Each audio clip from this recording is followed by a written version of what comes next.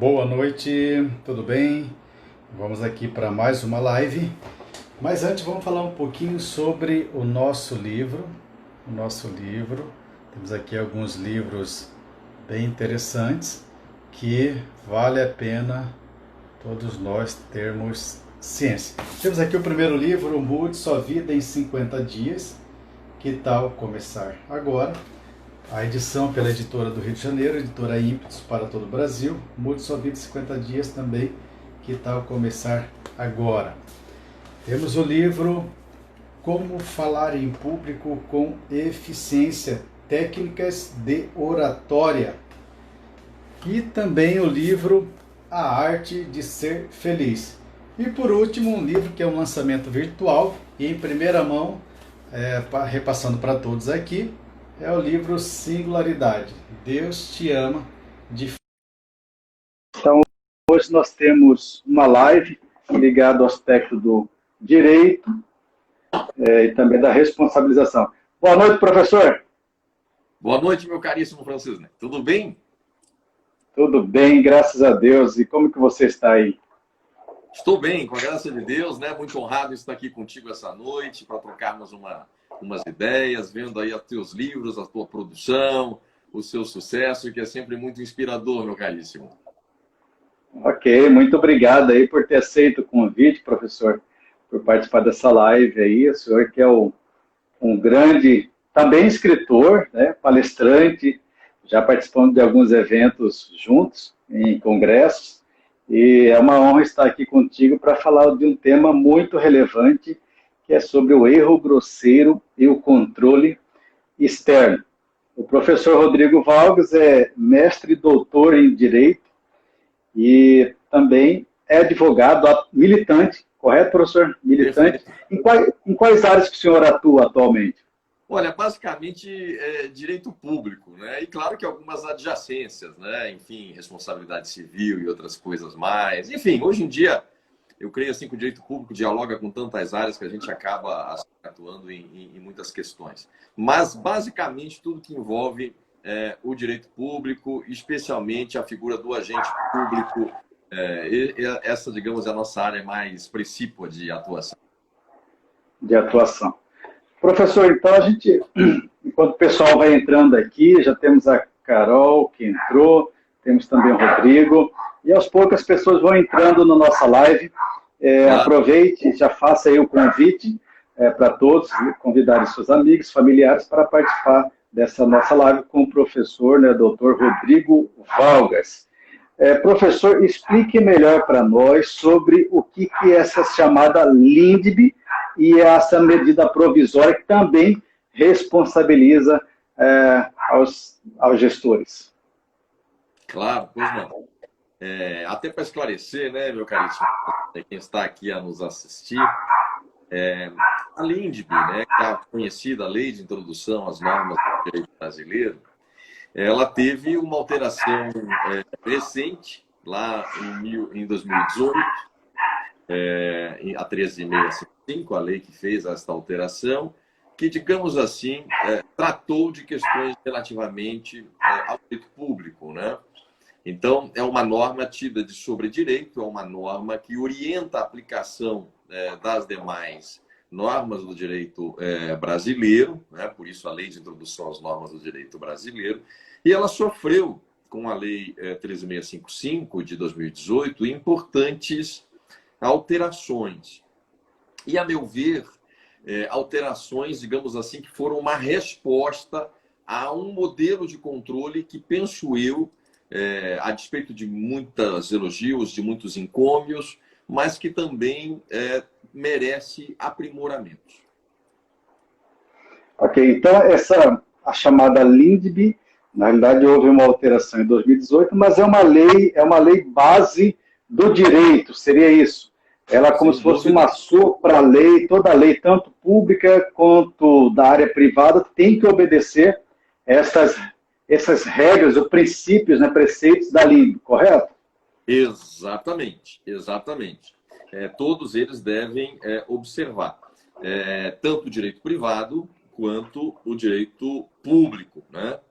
E a partir aí do artigo 20, que foi introduzido aí pela Lei 13.655, nós tivemos aí uma série de alterações importantes visando a segurança jurídica para o administrador público, né? Essa foi, digamos, um dos motes. Aliás, foi o principal mote, Francisco, que foi colocado assim naquele debate, né? Porque lembremos que quando foi editada a LINDB, quando houve a tramitação do projeto de lei da 13.655, não houve assim, digamos, muito...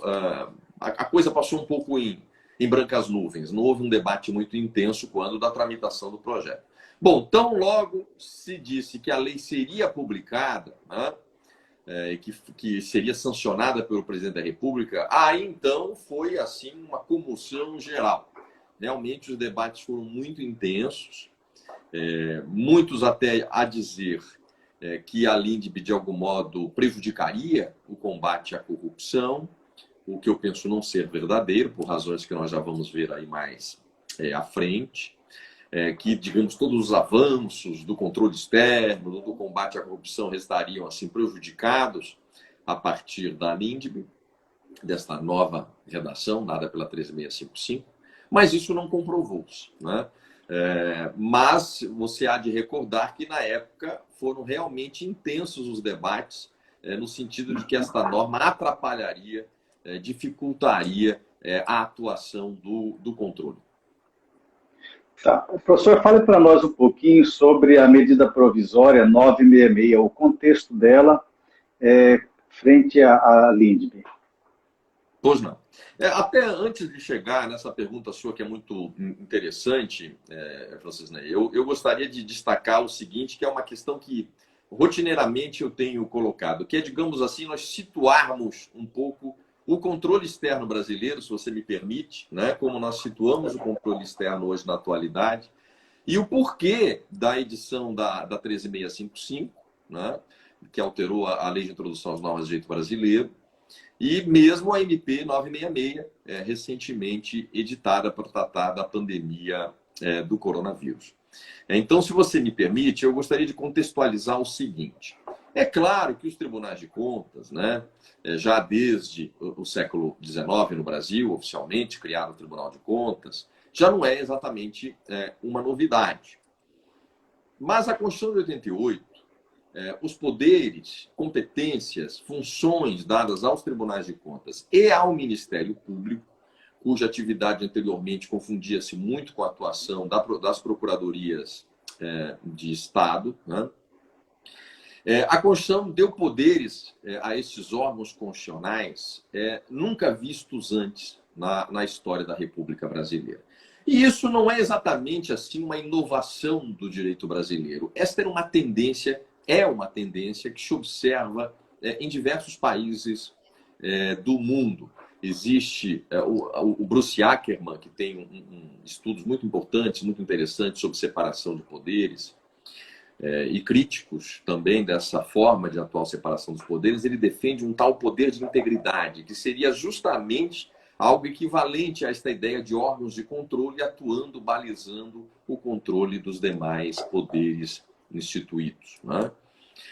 Então, isso não foi exatamente uma novidade. Ou seja, a criação desses órgãos constitucionais com esse nível de competências, com esse nível de funções e mesmo de intervenção e de interferência nos demais poderes instituídos. Do modo que ficou, digamos assim, a arquitetura disso na nossa Constituição, isto sim é inédito. Não teria, antes nós nunca tivemos esse tipo de situação. Muito bem. Então, mesmo uma instituição antiga do século XIX, como o Tribunal de Contas, se viu revigorado e com competências ampliadas a partir da Constituição de 88. Bem, não tardou muito para que, e esse foi o grande esforço, eu lembro perfeitamente na época do início dos anos 90, quando nós tivemos uma fase, digamos assim, de descoberta do conteúdo jurídico dos princípios constitucionais. O que quer dizer o princípio da publicidade, qual sua extensão, o princípio da moralidade, né, colocado, né, na nossa Constituição também, a legalidade, a impessoalidade, qual a extensão disso, quais as consequências disso para a administração pública, porque nós sempre tivemos práticas, de fato, no Brasil, na administração pública, muito fisiologistas, né? Patrimonialistas. Nós sempre tivemos assim certas dificuldades estruturais, sociais mesmo, em ter uma administração pública que fosse mais proba. E a Constituição de 88 colocou nestes órgãos, e no judiciário também, não apenas nesses órgãos constitucionais, competências e poderes nunca vistas antes, certo? Bem, nós então passamos a, digamos, de algum modo, a acreditar que estes órgãos seriam a nossa salvação. Não que isso seja equivocado. De fato, há um papel fundamental, importante mesmo do Ministério Público, dos tribunais de contas, na boa gestão pública, no controle da administração pública, tanto de uma forma heurística, dando diretrizes, linhas gerais, mas também controlando, impondo sanções, né? Pois muito bem, isso que inicialmente é uma coisa muito boa, com o passar do tempo, no meu modo de ver, né, muitos podem discordar dessa perspectiva, isso acabou, digamos, sendo ampliado gradativamente. E qual é o problema disso? É que as constituições todas, eu sempre tenho dito isso, as constituições contemporâneas, elas não foram pensadas num sistema de pesos e contrapesos para esses órgãos constitucionais autônomos, que, no fundo, são verdadeiros poderes. Se nós pensarmos orçamento próprio, poder de interferência direta nos outros poderes, né, nós vamos ver que há, tanto no Tribunal de Contas e parcialmente também no Ministério Público, características que fazem desses órgãos poderes. Pois muito bem, a partir disso, estes órgãos constitucionais e até essas situações episódicas de corrupção que lamentavelmente existem, aliás, em qualquer país, né, Francisney? Não é só no Brasil. Como nós acreditamos, às vezes, achando que aqui é o pior dos mundos, né, em termos de direito de controle da administração, em termos de corrupção. Não somos o pior dos mundos. Corrupção há em qualquer país do mundo, seja na Alemanha, seja na Inglaterra, seja nos Estados Unidos. E aqui também. É claro que nós temos que ter isso num nível menor, mais baixo. Eu acho que esse é o nosso desafio, mas a corrupção é um problema global, não é só um problema brasileiro. Nós passamos a acreditar a estes órgãos de controle externo as nossas esperanças, a nossa tábua de salvação. E, aliás, não há tábua de salvação em nenhuma instituição, qualquer que seja ela, né? Todas elas têm o seu papel, a sua colaboração importante e relevante. Mas o que começou a ocorrer? Estes órgãos constitucionais perceberam que tinham muito poder. E, efetivamente, têm muito poder mesmo, é verdade.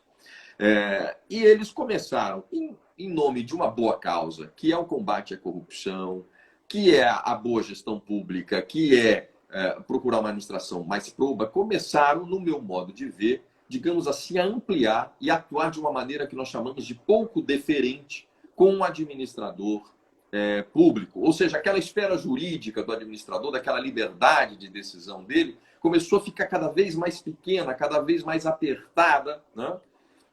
De modo que, em verdade, o gestor público começou a ter medo de decidir. Um medo terrível em decidir. Porque ele sabe que qualquer decisão dele, Francisney, vai ser levada, de algum modo, ao controle externo. Qualquer decisão. Então, o que ocorreu? Digamos assim, e mais, né? E às vezes um controle efetuado com base em princípios que são vagos, que são heurísticos, né? Que não permitem, digamos, uma subsunção direta, né? Do fato à norma e do princípio enquanto norma, né? Então, isso, ou seja, em nome do princípio da publicidade, ou seja, não publicar alguma coisa, por exemplo, um ato não foi publicado, para todos os efeitos, estaria sujeito a uma ação de improbidade. Dolo vai se ver depois, mas muitas ações são movidas com base em princípios, né? O que é muito delicado, né? Isso, aliás, veio aliado falando em princípios, a questão da lei de improbidade administrativa, da 8.429, de 92, também um pouco posterior à Constituição, um pouco tempo depois da Constituição, que também passou a supedanear, passou a embasar muitas dessas medidas. Por que eu fiz essa introdução um pouco mais alongada do tema?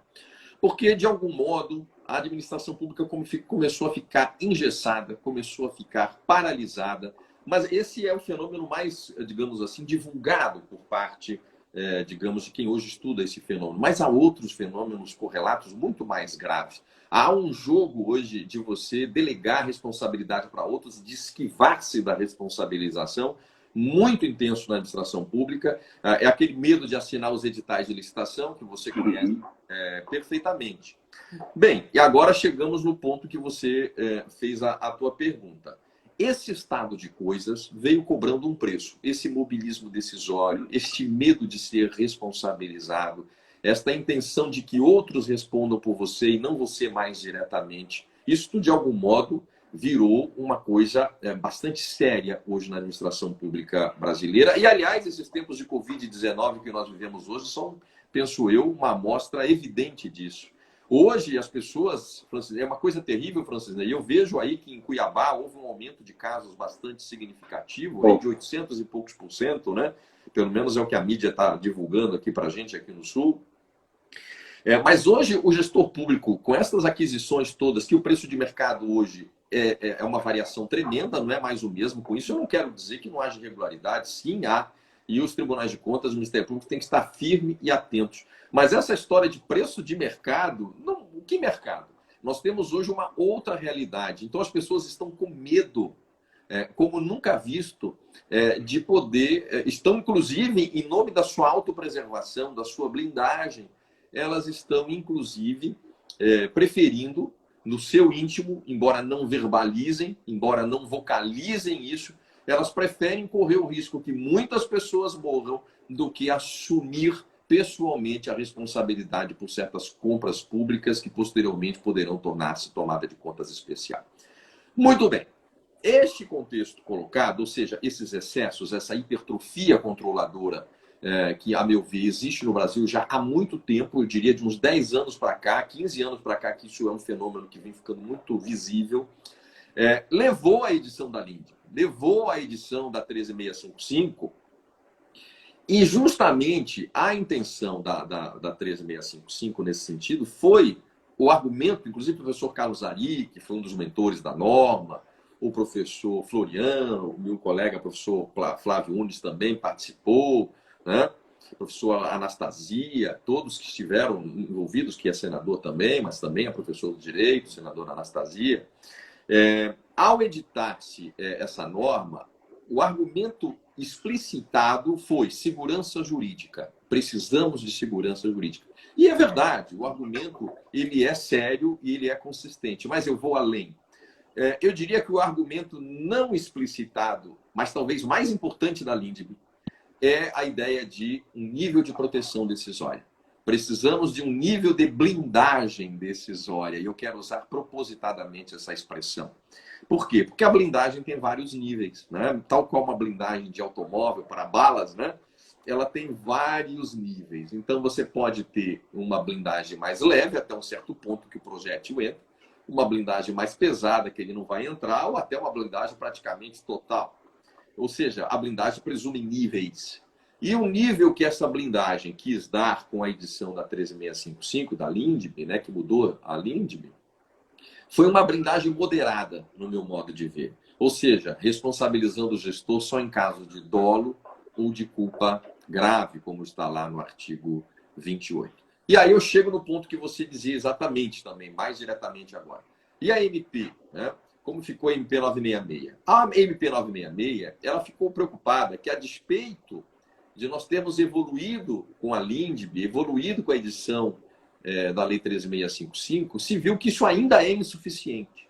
E justamente sabendo que essas aquisições em tempo de pandemia seriam bastante problemáticas pela velocidade, pela pressa que as decisões teriam que ser tomadas, foi editada a medida provisória 966, que justamente já no artigo 1º diz lá, ó, só para relembrar a quem está aqui nos assistir, os agentes públicos somente poderão ser responsabilizados nas esferas civil e administrativa se agirem ou se omitirem com dolo e erro grosseiro pela prática de atos relacionados direta ou indiretamente com as medidas. Aí vem enfrentamento da emergência, combate aos efeitos econômicos e por aí vai. Ou seja, mas por que isso? Porque se nós pegarmos, Francisco, acho que você acompanhou bem esse debate, as decisões do TCU, o Tribunal de Contas da União, e aqui vem o tema que você, né, que trocamos ideias aí da nossa exposição de hoje, crônicas de uma relação difícil, né? Na verdade verdadeira, o TCU nunca aceitou essa alteração da LINDB. Eu falo isso de um modo muito respeitoso, né, a todos os diletos ministros que compõem aquela corte, mas a verdade é que, salvo talvez uma ou outra exceção, a verdade é que nunca aceitou-se muito bem. Por que não aceitou-se muito bem? Agora eu digo algo, talvez não, enfim, talvez indo um pouco além e talvez indo demais além. Porque esse controle feito com, digamos assim, mais formalista que nós temos no Brasil, ele é um controle também, eu diria, e eu não quero ser mal interpretado ao dizer isso, ele é um controle mais simples de ser feito. Descumpriu a lei, sanção.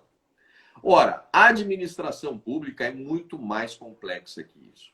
A administração, esta ideia colocada por Seabra Fagundes de que administrar e aplicar a lei de ofício, isto não é bem verdade. Ainda que, quem sou eu para criticar o grande Seabra Fagundes, não se trata de uma crítica, trata-se de uma contextualização desta ideia, que eu acho muito feliz, né? Essa ideia do administrador boca da lei, no final das contas, né?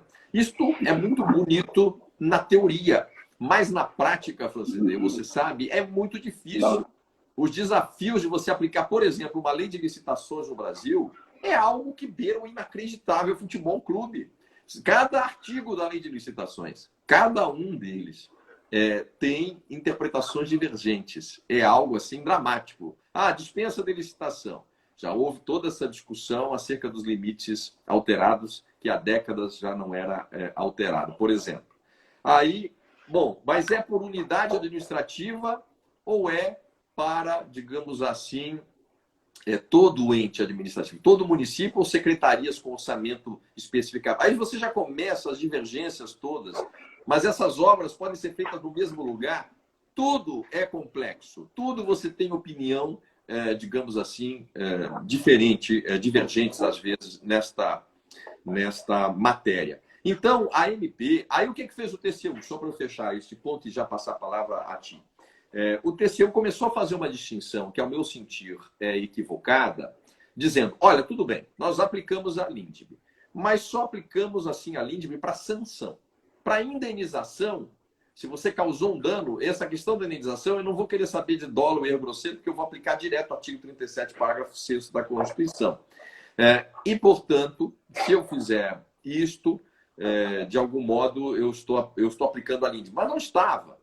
Porque ao fazer isso, chega a ser uma situação absurda, porque justamente o que pega para o gestor é a indenização, não é tanto as penalidades, as multas acessórias. Então o TCU criou uma distinção que não está na LINDB. Criou uma distinção que, ao meu sentir, não está na Constituição. Por quê? Porque para o controle externo, e como eu disse, é mais cômoda esta visão formalista, de simplesmente essa ideia que você descumpriu a lei, você tem que ser punido, do que você calçar os chinelos do gestor público, do que você entender como aquela decisão foi processada, de você entender essas dificuldades reais do gestor que está lá no artigo 22 da LINDB. Porque isso exige um novo tipo de controle. Para você ter uma ideia, essa ideia mesmo de eu ter que limitar a responsabilidade a dolo ou erro grosseiro, que nós já vamos mais à frente poder explorar um pouco mais, mas implicaria em oitiva de testemunha, por exemplo, que é um grave problema nos tribunais de contas. Não há oitiva de testemunha. E é claro que tinha que ter oitiva de testemunha, porque não é só uma questão documental, por vezes. Se você quer demonstrar de que não houve um erro grosseiro ou que não houve dolo, esta questão, por vezes, vai demandar instrução, e dilação probatória. E os tribunais de contas, a bem da verdade, não estão lá com muita vontade de fazer isso. Então, esta lei, ela veio como reação, essa medida provisória, veio, digamos assim, para tentar fechar um pouco mais, digamos, esse cerco que se coloca ao administrador público. Ok, professor. Excelente explanação. Temos aqui várias pessoas que entraram na nossa live. Temos a Keila, a Adriana, o João, o Bruno, o Guilherme, Francisco, o Gefara, o professor Carmona, o Wesley, Ana Leal, Paulo César Pecelos, Gouveia, Mauro, Felipe, Carol e outras pessoas. Aproveito dessa pergunta aqui sobre esse tema muito relevante que Estamos aqui com o doutor em Direito, professor Rodrigo Valves. Professor, então, com base nessa gestão ou teoria do medo, né? Porque decidir a gente sabe que não é fácil, realmente não é fácil, levando em consideração que cada um tem uma particularidade, tem um orçamento, tem um perfil de servidor, e se colocar os órgãos de controle, tanto o Tribunal de Contas como o Ministério Público, se colocar no papel do gestor, eu acho que também funcionaria melhor. Evitaria essa questão, como bem mencionado aí, questão do cara crachá, está certo ou errado. Tudo tem que levar um contexto, né? O dolo já sabemos que é aquela intenção da pessoa, do gestor, querer fazer algo de errado. Mas existe também a chamada culpa grave ou erro grosseiro. Eles são termos equivalentes? Pois não, muito bem colocado. Esse ponto, em detrimento de todas as pessoas que estão aqui, primeiramente eu quero agradecer a toda a presença de tão diletos amigos aqui. Eu cumprimento 2 amigos que localizei aqui, é que eu não consigo enxergar todo mundo aqui, o meu caríssimo Luiz Felipe Gouveia e meu caríssimo Paulo Carmona, eminente magistrado, dizer que é uma honra tê-lo aqui também. E tantos outros colegas que estão aqui, que agora só não cumprimento pessoalmente porque eu não consigo visualizar todos que estão aqui. Mas veja bem, essa sua pergunta ela é muito interessante. Em verdade, não quer dizer a mesma coisa. Ou seja, erro grosseiro não deveria ser confundido com a ideia de culpa grave. Erro, no direito, significa uma errônea percepção da realidade, né? Esta ideia de errônea percepção da realidade, o direito penal também trabalha a categoria do erro, o próprio isso aí, digamos assim, não estaria essa categoria exatamente chapada, para usar uma expressão do nosso caríssimo Sepúlveda Pertence, não estaria chapada com a ideia de culpa grave. Mas, aliás, a norma, cá entre nós, errou, ela deveria, a lei 13.655, ela deveria ter colocado dolo ou culpa grave. Mas ela preferiu usar essa palavra erro grosseiro por quê? Tem uma razão. É porque havia vários precedentes do Supremo Tribunal Federal que dizia que o parecerista não seria responsabilizado em caso de erro grosseiro, né?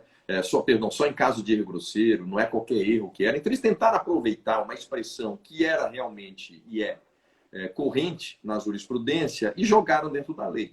Mas com a ideia de falar em culpa grave. A verdade é essa, né? E tanto que a jurisprudência, ao estar interpretando a expressão erro grosseiro, tem entendido ele equivalente, embora tecnicamente não o seja, mas tem entendido como equivalente à ideia de uma culpa grave, né? A ideia de culpa grave, desde o Código Civil de 2002, muitos passaram a entender que o nosso Código Civil começou a abrigar uma ideia de gradação de culpa, especialmente na reparação civil, né? Que o juiz pode considerar as circunstâncias concretas para fins de fixar o dano e, portanto, se começou a discutir que o nosso direito brasileiro, já desde o Código Civil de 2002, estaria a aceitar esta ideia de gradação de culpa. Mas esta culpa grave, né, que Ponte de Miranda já falava uma culpa nímia, uma culpa crassa, ela já vem de muito tempo. E obviamente, uma culpa com um alto grau de negligência, um alto grau de imperícia, um alto grau de imprudência, que, obviamente, tem que ser verificado isto, não, digamos assim, com aquela ideia de homem médio, de administrador médio, como, aliás, o próprio Teseu tem dito, mas, penso eu, em face das circunstâncias, porque é complexo. Essa ideia de homem médio é uma ideia do século XIX. E superada. O homem, como sempre tenho dito, né, quando me convidam para falar desse tema, digamos, parafraseando aí Ortega y Gasset, o homem é o homem e suas circunstâncias. Então, claro que eu não tenho como aferir, num primeiro momento, como um homem ideal, médio, agiria. Eu tenho que verificar aquele caso concreto e verificar se, diante daqueles parâmetros que levaram àquela decisão, estaria a haver, digamos assim, um erro, uma culpa grave, né, que tem sido colocada como sinônima da ideia de erro grosseiro. Mas, então, objetivamente, no ponto que me colocas, me parece não serem figuras idênticas, erro grosseiro, que é errônea percepção da realidade, de culpa grave, que nós teríamos aí uma culpa levíssima, uma culpa leve e uma culpa grave, né? Nessa tripartição. Há outras tripartições, né? Tripartite, quadripartite, por vezes, mas, digamos, costumeiramente se fala nesses 3 graus de culpa, e ele tem que ser aferido concretamente, por certo. E a ideia, de qualquer maneira, Francis Ney, era nós, digamos assim, limitarmos, blindarmos um pouco a decisão. E aqui eu aproveito para falar algo que me parece muito importante, que o direito brasileiro, de há muito tempo, convive com a gradação da culpa.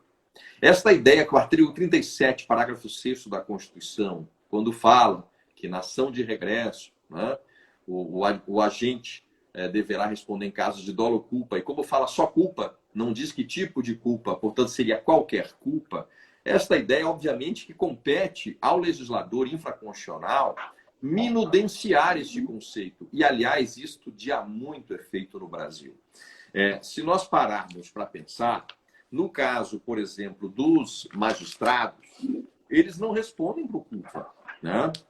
Também o Ministério Público também não responde por culpa.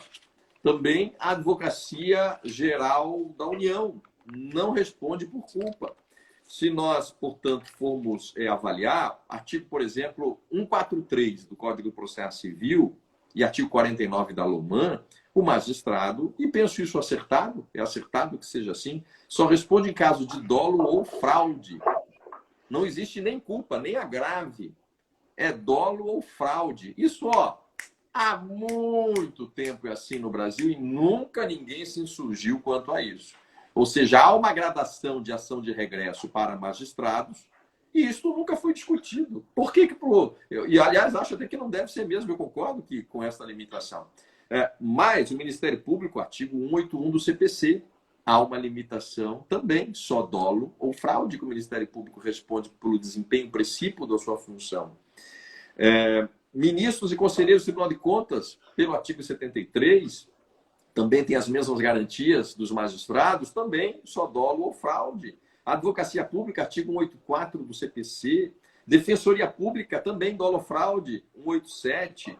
E aí, quando chega o pobre do gestor público, nós queremos dar a ele, só de leve, uma mínima blindagenzinha, uma blindagenzinha que um tiro de fuzil mais forte já fura, Francis Ney. Mal para uma bala 22, essa blindagem que é dada para o gestor público, que é uma culpa grave, ou que seja um 38 no máximo para blindar, aí não pode. Aí o artigo 37 não fala nada em gradação de culpa. Portanto, isso é inconstitucional. E isso, inclusive, foi o perigo do debate que houve no Supremo Tribunal Federal quando analisou a constitucionalidade da MP 966. Porque se nós pararmos para ver o que os ministros disseram lá, foi bastante preocupante. Eles salvaram por hora a LINDB, por hora, e o decreto também, que regulamentou a LINDB, também salvo, por enquanto, o decreto, o 9830, né?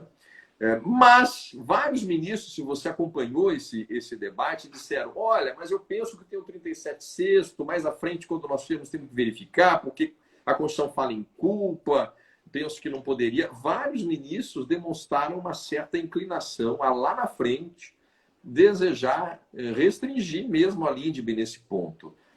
Portanto, até eu não comungo de um certo ufanismo e de uma certa alegria que foram tomados muitos colegas administrativistas e excepcionais administrativistas, como, por exemplo, o professor Carlos Alisson, foi no Ponto, que publicou um artigo no Jota com vários outros autores. E foi uma maravilha que o Supremo preservou a LINDB, que disse que é constitucional, ainda com uma interpretação conforme a MP 966, que trata da pandemia e dessa proteção do gestor, como já dissemos. Se você assistir o julgamento, eu assisti o julgamento inteiro, né? Se você observa o que foi dito naqueles votos, não tem nada assegurado efetivamente mais à frente. Então, eu creio que esse é um debate fundamental de nós fazermos, de nós verificarmos que, sim, muitos agentes públicos no Brasil têm uma blindagem poderosíssima. O agente público, digamos, que exerce função administrativa, se está querendo uma blindagem mediana a ele, que ele só responde em caso de dolo, e aí tem que responder mesmo, ou erro grosseiro, portanto, um erro que não seja grosseiro, uma culpa leve, uma culpa levíssima, não deveria ser responsabilizado. E isso é fundamental, porque se nós pararmos para pensar, Francisney, eu trago mais uma questão à reflexão aqui, a sua reflexão e das pessoas que estão gentilmente aqui nos assistindo. Veja, numa atividade privada, numa empresa privada, decisões têm que ser tomadas. E essas decisões, por vezes, são difíceis. E, costumeiramente, muitas dessas decisões dão prejuízo à empresa. Porque, às vezes, faz parte do próprio risco decisório, certo? Aliás, quem é o bom administrador ali de uma empresa privada que quer dar prejuízo para a empresa, que quer tomar uma decisão errada? Muito pelo contrário. Ele quer ter a melhor decisão do mundo para ele galgar os melhores postos na empresa, para ele ter acréscimos remuneratórios, ter um plus remuneratório, participação, enfim, a pessoa que erra na empresa privada, quando se bota lá um CEO, não é que ele queira errar regra, né? E obviamente que ele pode agir de má fé, eventualmente isso acontece, mas não é a regra. Como não é a regra, aliás, na administração pública também. Então, nessa situação, é muito normal nós acharmos que a empresa tomou uma decisão equivocada, errada, é problema da empresa e ela não vai poder cobrar isso do seu empregado ou dos seus dirigentes. Mas na administração pública, você já parou para pensar que isso não é assim? Que basta o sujeito errar e todo mundo erra. É impossível um gestor público não errar. Eu afirmo isso peremptoriamente. É impossível. Impossível. Então, na hora que ele erra, você errou. É agora. Nós vamos cobrar esse valor de você. Eu falei, peraí, meu amigo, eu estou aqui sujeito a decisões arriscadíssimas, perigosas no meu dia a dia. Como que eu posso ser responsabilizado por isso? Então, eu não quero mais. Que, aliás, é o fenômeno que nós estamos vendo hoje. Hoje há, digamos, um empresário bem-sucedido, ou alguém que vem da administração privada bem-sucedido, hoje ele pensa 1, 2, 3, 10 vezes antes de entrar na função pública, antes de entrar para a política, antes de assumir a ordenação de despesa pública. Então, me parece que nós temos que levar isto mais a sério. Então, um certo nível de blindagem decisória, ela me parece desejável, salutar, até para atrair bons talentos para a administração pública, tal qual como para a administração privada. E temos que simplesmente entender que isso já existe no nosso ordenamento brasileiro, né? Para os demais agentes, como o Ministério Público, Tribunal de Contas. E veja a crueldade disso também, né? Só para fechar esse ponto e já vir para a tua próxima pergunta. Esse é o problema, você abrir a palavra para nós. A gente começa a falar muito, você me interrompa, viu, Francisney? Por favor. Fica à vontade. Eu começar a me exceder aqui, você, por favor, me interrompa. Mas aqui veja que até um certo, eu tenho usado essa expressão frequentemente quando falo desse tema, até um certo requinte de crueldade. Porque quem está dizendo que o administrador público no exercício da função administrativa não tem que ter blindagem alguma, é aquele que tem blindagem total. É o Tribunal de Contas, que só responde em fraude ou dolo. É o magistrado, que só responde em fraude ou dolo. É o Ministério Público. Esses que têm uma blindagem total, praticamente. Total não digo, mas enorme. Só mesmo uma bala de canhão para entrar nessa blindagem, né? E eventualmente entra, porque é quando se age com dolo ou com fraude, e obviamente aí tem que responder. É esses que dizem, não, para você esse nível de blindagem de um erro grosseiro não pode não. A Constituição lá não fez distinção alguma, na minha opinião. Qualquer culpinha que você tenha, responda. Então veja que não há nem assim uma alteridade nesta questão que me preocupa sobremaneira. Sobre essa questão do gestor, concordo plenamente, professor, que o gestor público não é aquele que acerta mais, é o que erra menos. Porque decidir não é fácil. É claro que nós estamos com base aí no princípio da boa-fé do gestor. Acho que todos, claro, mesmo estando no Tribunal de Contas como auditor, a gente tem que partir do pressuposto da boa-fé. Apesar da corrupção no país, no Brasil, como também em outros países, mesmo assim, temos que começar o trabalho considerando a boa-fé, questão da razoabilidade, entender um pouquinho o lado do gestor, porque cada um tem uma situação, como já falamos aqui. Não tem como eu aplicar a mesma penalidade para um gestor de um município de 3 mil habitantes de um gestor de 1 milhão, 2 milhões ou mais habitantes. Então, isso tem que ser aí razoável. Então, como o senhor bem expôs, a LINDB e a MP veio para dar uma blindagem, né, para esse gestor público, né, tanto do aspecto da esfera municipal, estadual, distrital ou federal. Mas como compreender esse erro do administrador, professor? Considerando que nós temos aqui 20 minutos para encerrar a live, já se passaram 40 minutos.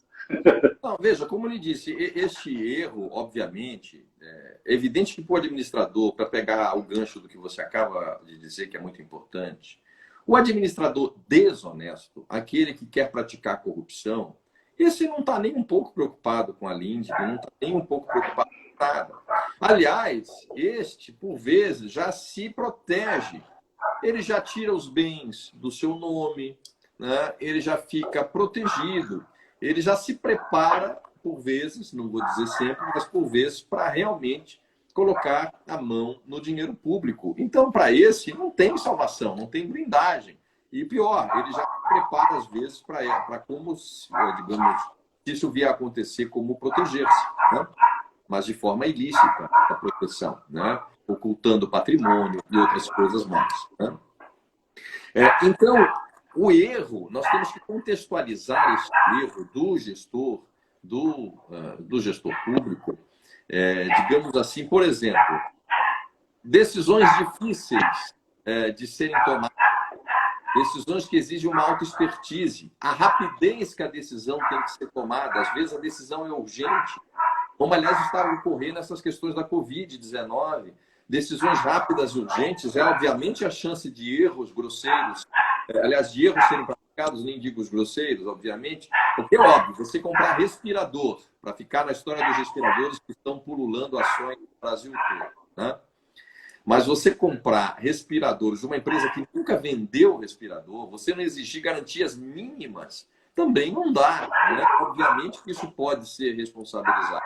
Agora, pagar um pouco mais numa situação como essa, ou até muito mais, faz parte.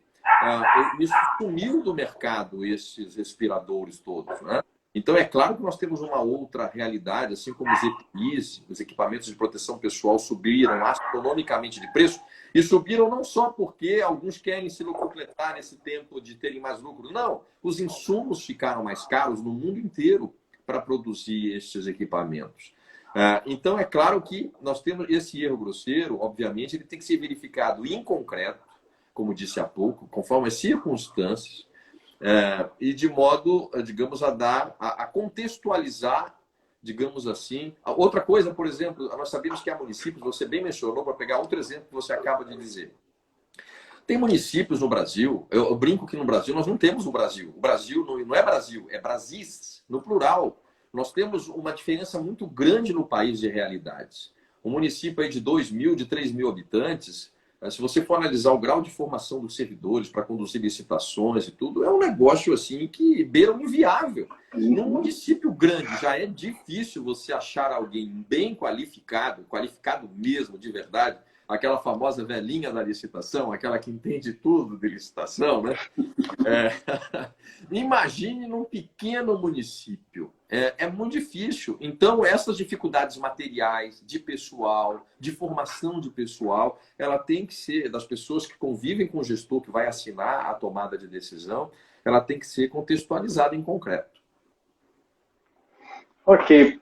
Temos aqui 15 minutos para encerrar a nossa live. O pessoal que está nos assistindo aí, fizeram alguns comentários, aperte o coraçãozinho, ainda convide aí o seu amigo, seu familiar, para entrar na nossa live aqui com o professor, doutor Rodrigo Valgas, que está falando diretamente de Florianópolis, correto, professor? De Florianópolis. Né? De Florianópolis. Terra boa. É uma boa terra, né? Você sabe que é uma boa terra e estamos agora também enfrentando um aumento aí da pandemia, né? Ainda não dramático, mas também há um aumento significativo e que demanda, sim, que exige já muito cuidado da nossa parte, né? Eu até diria assim, pegando antes que haja uma... Não sei se teria mais alguma pergunta aí a colocar de chofre aí, meu caríssimo Francisney. Mas... Era mais a questão uma pincelada já sobre o artigo 28 da LINDB e também o senhor já falou da constitucionalidade da MP, né? Eu penso que a MP é absolutamente constitucional. Eu penso que este governo que está aí merece muitas críticas em vários aspectos, é verdade, mas nesse ponto eu acho que houve um acerto do governo. E penso que a ideia ali não é estar protegendo o administrador desonesto. O administrador desonesto mesmo, ele está para além de qualquer proteção.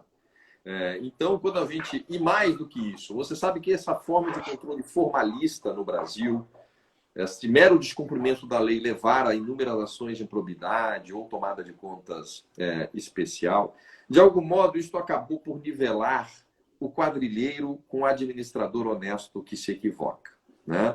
Então, hoje nós fizemos uma certa tábula rasa disso. Tudo é tratado como se equivalente fosse. E não é bem assim, nós sabemos. Então, eu penso que justamente esses detalhes de verificar como decidiu o gestor, as circunstâncias com que tomou aquela decisão, elas são absolutamente fundamentais. E não é só o Brasil, eu quero só colocar um ponto que eu ainda acabei não mencionando, Francis Ney, mas não é só o Brasil que faz esta limitação de responsabilidade do 28 que você acaba de falar, de culpa. Aí, justamente nesses países se fala em culpa grave. No Brasil, nós infelizmente optamos por essa expressão mais infeliz, mais difícil de interpretar, de erro grosseiro. Mas, por exemplo, a Lei 67 de 2007, lá em Portugal, diz que o administrador só responde em caso de dolo ou culpa grave. O artigo 25 da Constituição do Uruguai, também, o administrador, isso está até na Constituição deles, diretamente na Constituição, o administrador só vai responder em caso de dolo ou erro grosseiro. A Colômbia, a Lei 678 de 2001, também, dolo ou erro grosseiro. A Costa Rica, também, a Lei 6227, também, de 78. A Espanha, a Lei 30 de 1992, também fala em dolo e erro grosseiro. O artigo 34 da Constituição da Alemanha, e está na própria Constituição da Alemanha, no artigo 34, fala que o administrador responde em dolo ou erro grosseiro apenas. Ou seja, nós entramos tarde na festa, muito tarde na festa. Essa blindagem era para ter existido há muito, mas há muito tempo, muito antes da Constituição de 88. E agora que a gente tenta minimamente falar disso, é inconstitucional. Ah, não, o artigo 37 não falou, a culpa ali não foi especificada. Eu não respondo por nem culpa, só por dolo ou fraude, mas você tem que responder por qualquer culpinha. Aí não dá. Isso, com todo respeito, não é sério, né? Não é absolutamente sério e não é justo. Não é sério e não é justo. Então, assim, por isso a nossa preocupação em nós darmos hoje parâmetros mínimos para o gestor bem decidir. E isso também, e aqui eu falo de um ponto só para... E isso no Brasil, sabe, Francis, isso é, digamos assim, potencializado por vários fenômenos paralelos. O fenômeno do ativismo judicial é um fenômeno que se soma a isso. Eu diria que hoje nós temos um fenômeno novo, novíssimo, que é o fenômeno da captura da burocracia, a burocracia capturar a política. Isso é algo novo também, e que se deve a essas garantias, que em princípio são positivas, são boas. Eu não sou contra absolutamente as garantias da burocracia, mas sou contra, sim, que a burocracia possa capturar a política. E inverteu o jogo, porque tradicionalmente, se nós formos parar para pensar, quando as burocracias não tinham garantias mínimas de estabilidade na administração pública, no serviço público, né? Entrava governo, saía governo, você tinha, no final das contas, uma série de pessoas que faziam a vontade do agente político de momento, né? E as constituições vieram no mundo inteiro e no Brasil para dar uma certa estabilidade a isso, e isso foi muito importante. Aliás, o tema do concurso público, que você é um expert, né? Que é um tema que é carinhosíssimo para ti, eu sei, dentre tantos, visou exatamente dar esta qualificação e essa estabilidade ao servidor. Mas, ao mesmo tempo, teve algo curioso nesse fenômeno. Esse empoderamento da burocracia, essa burocracia empoderada, ela viu que realmente ela poderia agora dar os rumos da política. E isto é muito perigoso, como é igualmente perigoso a política querer capturar esta burocracia, né? Nós precisamos, sim, de uma burocracia desassombrada, que exerça adequadamente as suas funções. Mas daí a permitir que o inverso agora se opere, não é desejável também. O ideal é que haja um equilíbrio, uma certa tensão permanente entre elas, onde uma não capture a outra. Professor, o senhor mencionou isso, mas só para responder objetivamente para o Bruno, sobre erro grosseiro e culpa grave são institutos idênticos? Não. Como falei há pouco, lá um pouquinho mais atrás, não são institutos idênticos. Mas, por quê? Porque o erro grosseiro, em princípio, seria uma errônea percepção da realidade. A culpa grave estaria mais associada a um alto grau de negligência, um alto grau de imperícia, um alto grau de imprudência, que são as modalidades, digamos assim, da culpa. Ou seja, uma culpa que não foi nem leve, nem levíssima, ela foi grave. Portanto, não é apenas um problema de percepção da realidade. Só que, respondendo ao Bruno, né? É o Bruno que está colocando o ponto, Bruno. Ocorre que a jurisprudência tem um tanto quanto que equivalido essas expressões para fins da Lindbe. Dizer que erro grosseiro é a culpa grave. Eu digo não é. Mas a verdade é que até deveria ter sido, ou deveria ser. E é o que a jurisprudência está dizendo, porque me parece que o legislador e quem elaborou essa alteração da Lindbe não foi muito feliz ao colocar a expressão erro grosseiro. Deveria ter colocado a expressão culpa grave. Ou seja, não são coisas iguais, são coisas diferentes, como explicado, mas a jurisprudência tem, de algum modo, equivalido a estas expressões para fim de responsabilização. Então, tem tratado de forma igual os conceitos. E, na realidade, essa alteração, essa criação da Lindbe, a alteração da Lindbe, como também da MP, professor, só para deixar muito claro para todos aqui, veio a colocar o Brasil no mesmo patamar dos demais países sul-americanos, também países europeus e demais países. Sim, de muitos países. Né? Não é uma novidade, né? A pessoa pensa, é uma coisa novidade. Mais do que isso, já não era novidade no nosso próprio ordenamento jurídico, porque sempre houve agentes públicos no Brasil que tiveram responsabilidade diferenciada, mais blindada, mais protegida, né? Como mencionei, promotores, juízes, enfim, agora Defensoria Pública, Advocacia Pública, conselheiros de tribunais de contas, né? Então, isso já era uma realidade no Brasil. O que nós fizemos foi, de algum modo, agora para o exercício, princípio de função pública, o que existe, sim, em muitos países.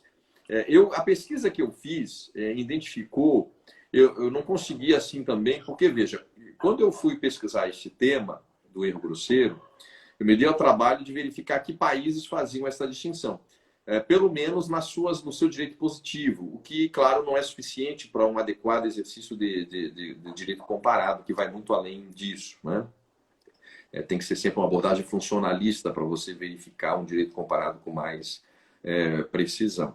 Então, o que eu verifiquei na minha pesquisa, esses países que eu mencionei há pouco, né, tanto Uruguai, Costa Rica, Bolívia, enfim, né, Colômbia, perdão, Portugal, Espanha, França também, Alemanha. Eu peguei países que, digamos, no seu direito positivo, colocaram isso. Obviamente, que deve existir outros países, e eu não estou afirmando que países cujo direito positivo nada diga, também, de algum modo, não responsabilizem só em caso de dolo e erro grosseiro, que, aliás, é o caso da França. Não há uma norma na França, na legislação francesa, que diga que o gestor lá é só responsabilizado em caso de dolo ou erro ou culpa grave, né?